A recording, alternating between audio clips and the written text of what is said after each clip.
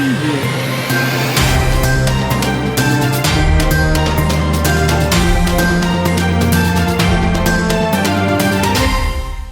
Bonsoir à tous et à toutes et bienvenue sur la Time for Africa. C'est parti pour le sommaire de cette édition. La défaite de la coalition Benno Bokk Yakaar lors des élections locales ne fait pas goût au président Macky Sall. Il a annoncé hier un nouveau remaniement ministériel lors du Conseil des ministres. Les Sénégalais rencontrés ont donné leur avis sur cette décision. La directrice de la pharmacie nationale d'approvisionnement et par ailleurs la nouvelle présidente du Conseil départemental de Sédhiou, Annette Seck Ndiaye, a réagi suite aux tensions qui se tiennent entre l'armée sénégalaise et le mouvement MDC. Elle demande au chef de l'État Macky Sall d'ouvrir immédiatement des négociations pour la paix. Les actes de violence mortelle sont devenus plus fréquents au Sénégal, une situation qui inquiète les populations. Il interpelle l'État du Sénégal sur les mesures. L'actualité internationale et la page sportive mettront fin à cette édition. Tout de suite, le développement. Bienvenue à tous et merci d'être avec nous. Les tensions qui se tiennent entre l'armée sénégalaise et le mouvement MFDC de la Casamance ont fait réagir la nouvelle présidente du conseil départemental de Sédhiou et par ailleurs directrice de la pharmacie nationale d'approvisionnement, Annette Seck Ndiaye, a réagi suite à cette tension. Elle invite au chef de l'État à ouvrir immédiatement des négociations sincères et exclusives car profitant de cette occasion, elle a lancé pour que les partis prennent soin des femmes car c'est elles qui subissent les conséquences. En politique, après la défaite de la coalition Benno Bokk Yakaar lors des élections locales, le chef de l'État a annoncé un nouveau remaniement ministériel, une décision qui n'est pas du goût pour certains Sénégalais rencontrés. C'est le reportage de Barthélémy Colly. Prenez vos dossiers. L'annonce du chef de l'État, Macky Sall, a eu en effet du froid dans la salle Bruno Diatta, qui abritait ce qui pourrait être la dernière réunion du Conseil des ministres de l'actuelle équipe gouvernementale. Cette intention du président de la République de sanctionner les ministres perdants lors des locales est une injustice pour certains citoyens. Personnellement, non. Je trouve que c'est vraiment injuste. Parce que peut-être que je ne suis pas du camp présidentiel, peut-être. Mais j'estime qu'ils se sont donné corps et âme pour le président. Et là, c'est dommage qu'ils ne puissent pas les réunir et pour les encourager, surtout les encourager parce qu'ils se sont donné corps et âme et revoir. Parce que reculer pour mieux sauter. Si aujourd'hui ils ont perdu, ça doit être une source d'enseignement pour eux. Une source de regarder ce qui ne va pas. Et ça, pour ça, il faut un dialogue entre eux qui est véridique, sûr, mais pas taper sur les doigts. Non, parce que ce n'est pas eux qui ont perdu. Ce n'est pas eux qui ont perdu, c'est le peuple qui a gagné. Il ne faut pas qu'ils prennent sur eux. C'est le peuple qui a voulu un remaniement. Parce que si c'était leur volonté à eux, aujourd'hui, ils seraient vraiment gagnants à 100%. Le dialogue, le fair play et la compréhension sont les maîtres mots pour trouver un consensus et situer les responsabilités au lieu de sanctionner. C'est pas du tout normal. C'est pas du tout normal. Dans la musique, ce candidat-là gagnait auparavant. Si cette fois il perd, il faut être sportif quoi, il faut être fair play. On gagnait avant, on ne te disait rien. Si tu perds une fois, on doit pouvoir te supporter. C'est pas une raison de te limoger. Ça, c'est vraiment pas normal. Parce qu'il y a des gens vraiment, des travailleurs. Aussi, il faut voir, c'est les contextes. Ils ne sont pas du tout, ils sont en partie responsables, mais pas entièrement. Les responsabilités sont partagées entre eux et leur mentor, le président, le président de la République. La grandeur d'un homme n'est pas le fait de couper les têtes, mais de rappeler à l'ordre pour trouver les failles qui ont conduit le camp du pouvoir à l'échec des élections municipales du 23 janvier. Mais si le peuple en a décidé autrement, il faut qu'il ait une grandeur, le président, pour reconnaître déjà son erreur et revoir sa copie. Voilà quoi. Essayer de s'expliquer avec ses ministres, voir là où ça ne va pas. Essayer de colmater les trous, mais pas les limoger. Non, ça c'est injuste. Parce qu'ils se sont donné corps et âme. Il faut dire la vérité. Ils se sont donné corps et âme. Et lui, il sait en âme et conscience que ses ministres lui sont dévoués à 100%. Mais le peuple est toujours souverain. Il faut dire la vérité. La volonté du peuple. Personne ne peut aller contre elle, sinon que Dieu. Mais là, le peuple a parlé, les urnes ont parlé, la vérité est venue. C'est à lui vraiment d'encourager ses ministres, de les remercier. C'est ça qui fera sa grandeur. mais pas les limoger. Là, je suis pas là. Il n'y a pas de victoire sans échec. La défaite est une leçon qui nous permet de revoir notre façon de faire la politique, de remobiliser les troupes pour que demain soit meilleur au lieu de limoger des gens. Merci Barthélémy Collé. Toujours avec la chute de la coalition Benno Bokk Yakaar, les responsables perdants craignent de leur avenir suite aux propos du chef de l'État lors du Conseil des ministres. Ce motif n'est pas bien apprécié par Abdoulaye Mbow, journaliste et par ailleurs analyste politique, joint au téléphone avec Bassine Lo. Le président de la République a toujours fait savoir qu'à la veille d'élection, que si ses responsables ne gagnaient pas, en tout cas, il allait sanctionner. Il allait sanctionner dans la mesure où, pour lui, effectivement, un ministre à qui l'on a donné des moyens, un directeur à qui l'on a donné des moyens, doit se battre sur le terrain pour véritablement gagner. Mais, encore une fois, c'est loin d'être un motif de limogeage et par rapport au ministre. Un remaniement ministériel, on s'y attend, dans la mesure où le président lui-même avait annoncé les couleurs, indiquant qu'en réalité, qu'il allait nommer un nouveau Premier ministre suite à la modification à nouveau de la Constitution. Donc, on s'attend à ce qu'il y ait effectivement, vraiment, à la suite justement de la nomination du Premier ministre, nécessairement le gouvernement va démissionner, des têtes vont tomber et véritablement, il y aura nomination de nouvelles figures au niveau du prochain gouvernement qui sera dirigé par le prochain Premier ministre. Bon, des surprises, oui, mais forcément, il y aura des surprises, peut-être que des personnes inattendues. Peut-être même que le Premier ministre en lui-même sera une surprise. Merci Bassine Lo. Le système éducatif sénégalais rencontre des difficultés avec la grève du CUSEMS du SAEMS et réclame les accords signés avec l'État du Sénégal depuis 2018, une situation que dénoncent élèves et professeurs. C'est le reportage de Ousmane Nia. C'est presque une habitude, chaque année, les mêmes problèmes et les mêmes revendications concernant la grève des enseignants. Ces derniers menacent même de marcher le 17 février prochain. Ce professeur de français donne son point de vue tout en pensant que les responsabilités sont partagées de l'État et aux syndicalistes. Je pense qu'un enseignant responsable n'aviserait pas à sécher les cours car son seul souci, c'est de former. Et s'il ne fait pas aujourd'hui cours, c'est parce que peut-être il a ses raisons, peut-être qu'ils ont leurs raisons, je dirais, mais l'État aussi, de son côté, peut aussi donner des raisons qui montrent qu'il est là et qu'il fait tout pour satisfaire les enseignants. Donc c'est un couteau à double tranchant et nous devons nous remettre au travail, qu'il s'agisse de l'État ou des enseignants. Même hier, les élèves de Kédédi, Mbaké et lycée de Val-Diodiaye ont observé une grève.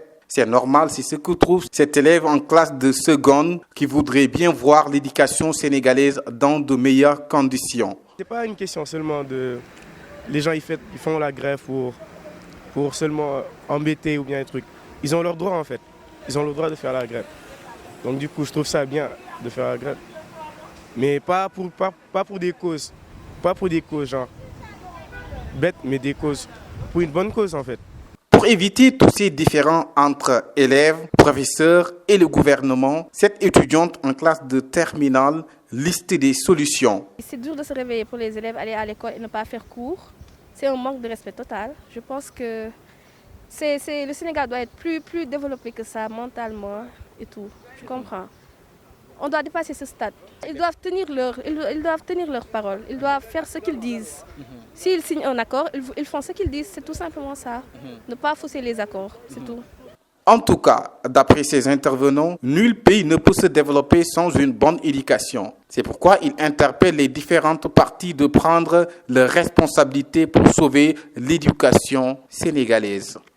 Toujours avec le secteur éducatif face à ces revendications, le secrétaire général du CUSEMS, Abdoulaye Ndoye, est joint au téléphone. Nous sommes en grève, le CUSEMS et le SAEMS sont en grève exigée. D'abord, la correction des inéquités et des disparités qui ont été révélées par l'étude qui a été réalisée par le cabinet MGP Afrique sur le système de rémunération des agents de l'État. En effet, depuis 2004, on a constaté une dérégulation et une désarticulation du système de rémunération des agents de l'État. Ils préfèrent aller faire une campagne électorale. Donc l'école n'est pas une priorité pour ce gouvernement. l'école ne les intéresse pas. Maintenant, la question que tout le monde se pose est de savoir comment on peut penser à l'émergence, à la croissance économique, au développement si on n'a pas un système éducatif performant.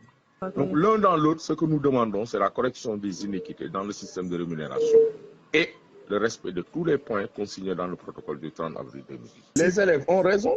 Les élèves, ils ont le droit à l'éducation, ils ont le droit de revendiquer le bon déroulement des cours et des enseignements apprentissages. Mais les élèves, comme les enseignants, nous sommes des victimes.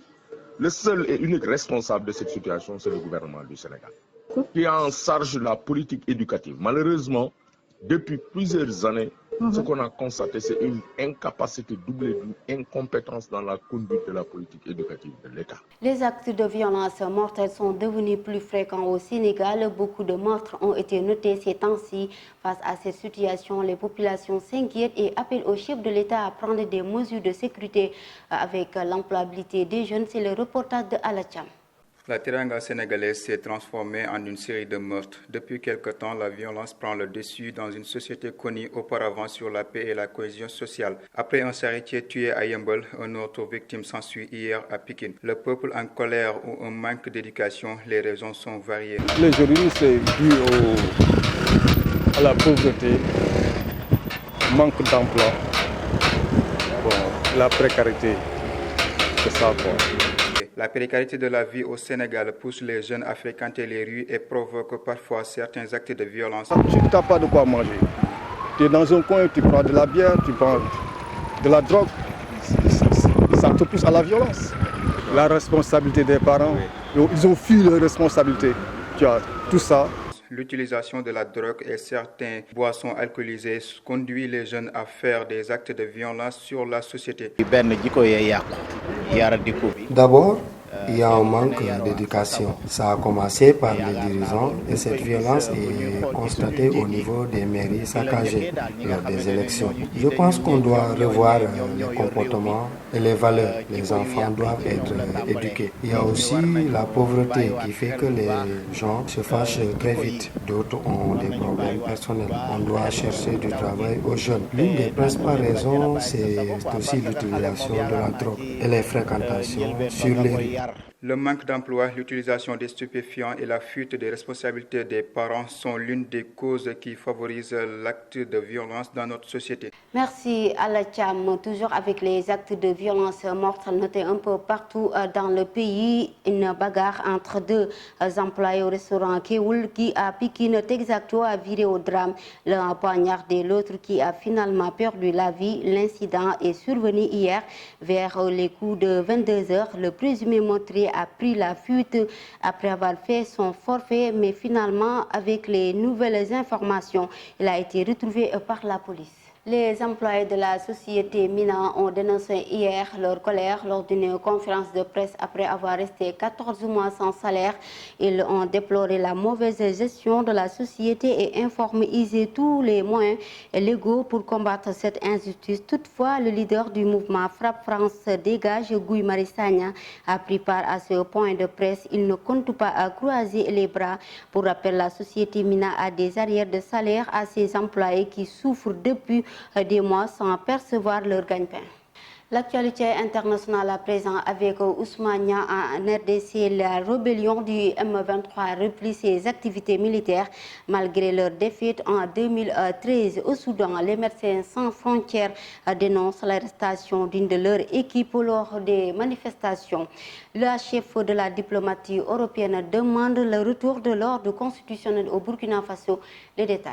L'actualité internationale que nous démarrons avec la RDC, une nouvelle attaque attribuée au mouvement du 23 mars qui se fait également appeler Armée révolutionnaire du Congo, a visé mardi une position de l'armée congolaise dans le territoire de Rutshuri, à plusieurs dizaines de kilomètres au nord de la ville de Goma. Le bilan fait état d'une vingtaine de soldats tués lors des combats selon des sources locales et la société civile d'après RFI. Les forces armées congolaises confirment les affrontements, mais pas les lourdes pertes. Elle confirme néanmoins qu'un colonel fait partie des victimes. L'attaque a visé une position de l'armée près du parc de Virunga à Niessisi. Des pertes ont également été enregistrées du côté des rebelles, mais aucune source. Encore moins, l'armée ne précise le nombre. Ce n'est qu'hier que le gouverneur militaire de cette province s'est rendu dans la région pour une visite de réconfort des troupes. Pour les autorités politico-militaires, les rebelles cherchent à couper les routes commerciales et stratégiques qui relient le territoire de Rwenzori au reste de la province du Nord Kivu. Certaines sources militaires estiment que le but du M23 est de faire monter les enchères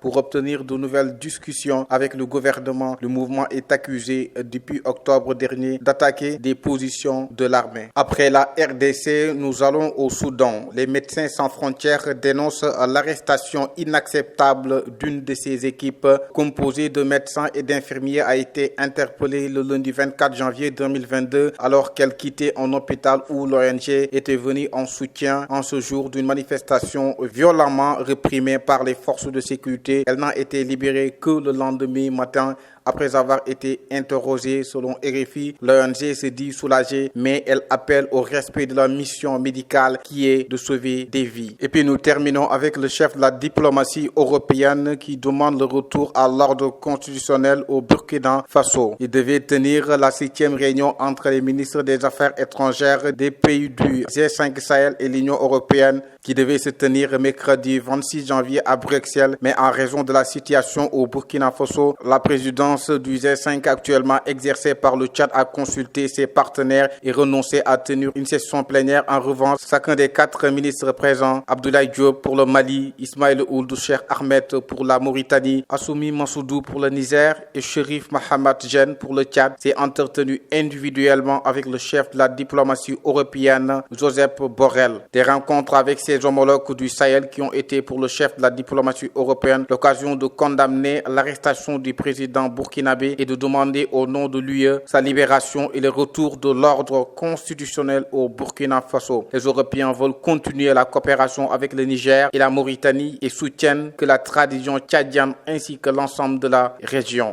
L'actualité sportive avec Khadim Gueye, une CAN de surprise se profile après la victoire de la Guinée équatoriale sur le Mali. Les pharaons de l'Égypte éliminent la Côte d'Ivoire au tir au but 5-4.